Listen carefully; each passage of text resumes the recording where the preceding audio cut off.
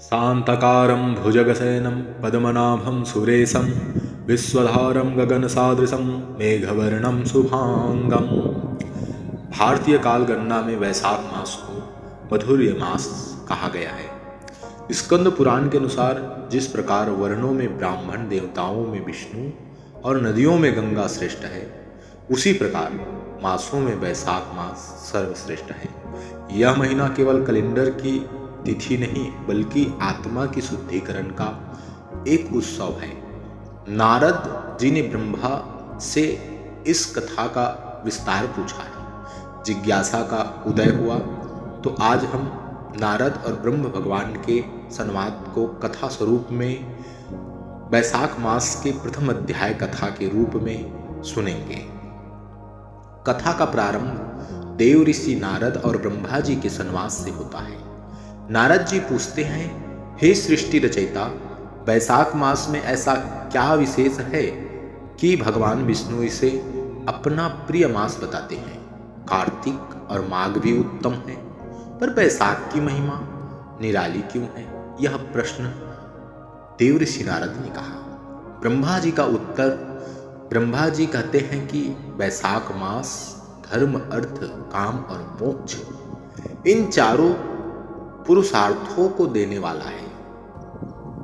जैसे सब जीवों में मनुष्य श्रेष्ठ है, वैसे ही वैशाख सब महीनों में उत्तम है। महत्व क्या है?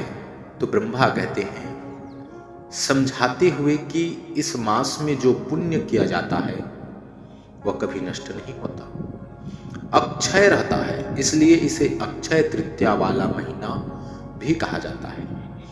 वैशाख मास के 3 स्तंभ हैं जो पुण्य धारा को विस्तार करता है: स्नान, दान और जप। इस अध्याय में विस्तार से बताया गया है कि वैशाख के नियम क्या है और उनके पीछे का मनोविज्ञान भी क्या है।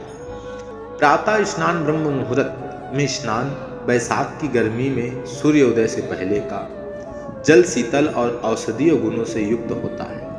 आध्यात्मिक रूप से जो व्यक्ति सूर्योदय से पहले स्नान करता है, उसके भीतर का तमस, अंधकार, अंधेला, पाप समाप्त हो जाता है। जलदान की महिमा। इस अध्याय का सबसे बड़ा केंद्र जलदान है। ब्रह्मा जी कहते हैं, जो इस मास में प्याऊ लगवाता है वह स्वर्ग का अधिकारी होता है। जैसे एक बीज से विशाल वृक्ष बनता है, वैसे ही प्यासे को पिलाया गया एक घूंट पानी वैशाख में अनंत पुण्यों का फल देता है। तुलसी और विष्णु जी की पूजा। भगवान मधुसूदन की पूजा में तुलसी का दल विशेष महत्व है। इस मास में ओम नमो भगवते वासुदेवाय मंत्र का मानसिक जप करने से व्यक्ति के मानसिक कलेश दूर होते हैं। एक कथा आती है जिसे भगवान ब्रह्मा श्री देव ऋषि नारद को कहते हैं। राजा मिथिला और ऋषि श्रुतदेव की कथा।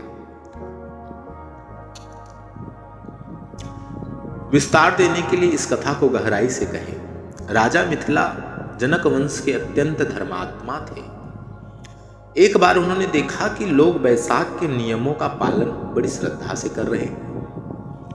उनके मन में संशय हुआ कि क्या साधारण से दिखने वाले कार्यों जैसे कि पंखा चलाना या जल पिलाना से सच में मोक्ष मिल सकता है?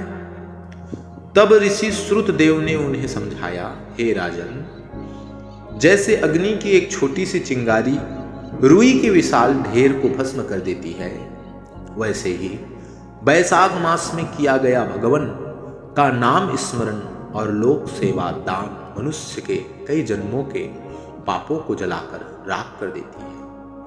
ऋषियों ने बताया कि इस महीने में छायादान अर्थात छाता का दान, जूते चप्पल का दान और पंखा का दान करने से व्यक्ति यमराज के मार्ग की बाधाओं से मुक्ति को पा ही जाता है।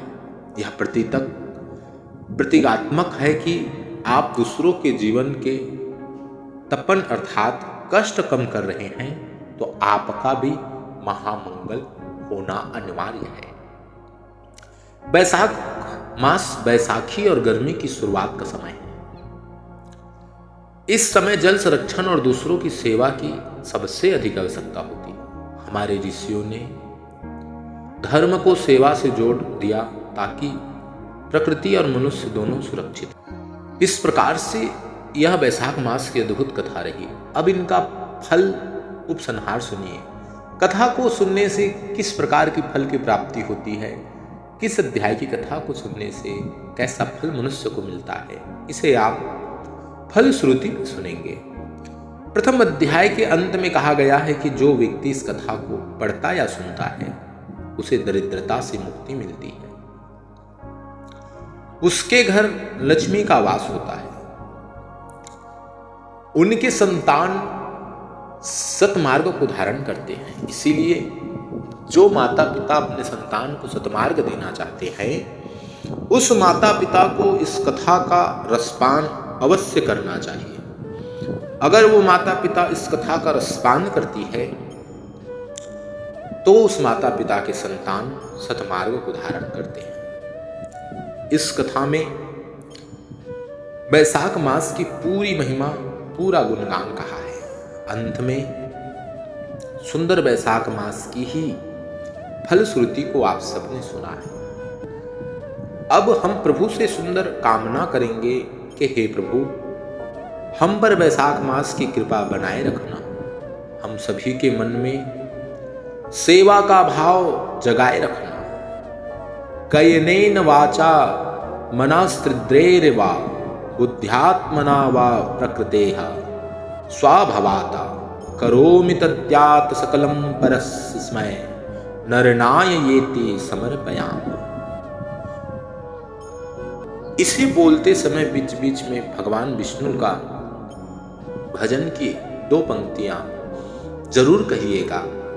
अगर यह श्लोक ना बोल पाए इस कथा को सुनते हुए तो एक सुंदर सा भजन जरूर गाइएगा, जैसे श्रीमन्नारायण नारायण नारायण श्रीमन्नारायण नारायण नारायण श्रीमन्नारायण नारायण नारायण। ऐसे नारायण का नाम लेते हुए आप इस कथा का रसपान करेंगे। अंत तक जो मनुष्य इस कथा का रसपान करेगा वह मनुष्य के घर सुख, शांति, लक्ष्मी और नारायण दोनों का निवास होगा। यह वैशाख मास गर्मी का समय है, इसलिए अगर आप इस व्रत का, इस कथा का रसपान कर रहे हैं तो आपसे अधिक सौभाग्यवान इस जगत में कोई नहीं। इसलिए आप सभी आत्मजनों को हमने प्रथम अध्याय की कथा श्रवण कराई। इसी प्रकार और अन्य अध्यायों की कथा का रसपान करना है तो कृपा हमारे इस चैनल से जुड़े और कथा का रसपान कर अपने जीवन को धन्य बनाएं। जय श्रीमन्नारायण।